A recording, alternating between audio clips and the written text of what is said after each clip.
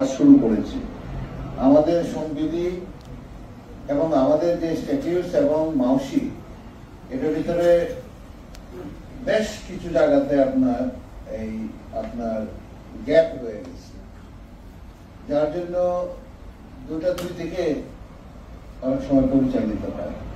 এই গ্যাপগুলো আইডেন্টিফাই করে এটাকে একটা জায়গাতে আনার আমরা একটা চেষ্টা চালাচ্ছি।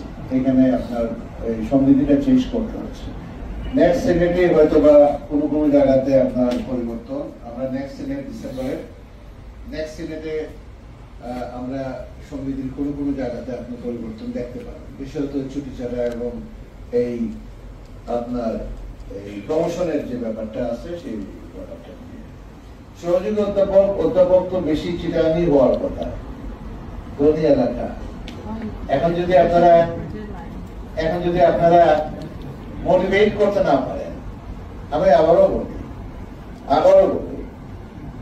এখানে যারা সমাজের নামি দামি ব্যক্তি, পয়সাওয়ালা মানুষ, তাদেরকে মোটিভেট করাটা একটা বড় জিনিস। হার্ভার্ড বিশ্ববিদ্যালয়ে চলে তার এলুমনাইদের টাকায়, আপনারা জানেন। MIT চলে তাদের এলুমনাইদের টাকায়, ইয়েল চলে তাদের এলুমনাইদের টাকায়, অক্সফোর্ড কেমব্রিজ সরকারের কাছ থেকে সামান্য নমিনাল একটু পায়, নিতে চায় না। তাদের প্রাক্তন ছাত্রদের টাকায় এই বিশ্ববিদ্যালয়গুলো পরিচালিত হয়। আপনারা যারা প্রাইভেট কলেজ আছেন, তাদের অনেক জায়গাতে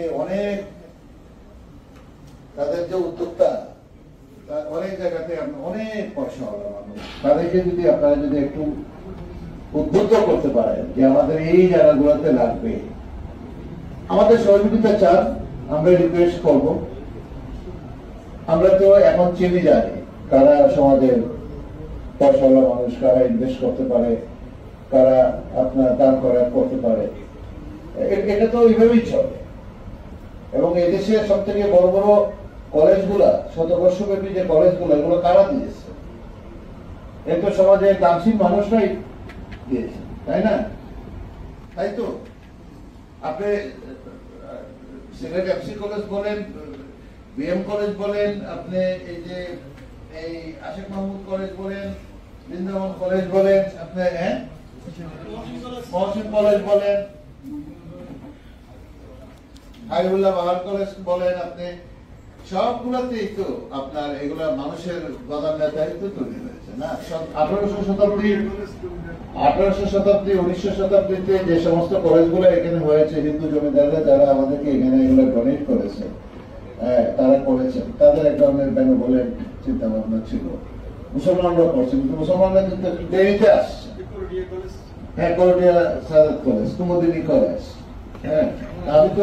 আমি তো বাহিরের অন্য কোনো গ্রহের কথা বলছি না, আমি এই গ্রহের কথাই বলছি। এই কলেজগুলোতে যারা অবদান রেখেছেন তারা তো এই সমাজের মানুষ এখনো আছেন এখানে।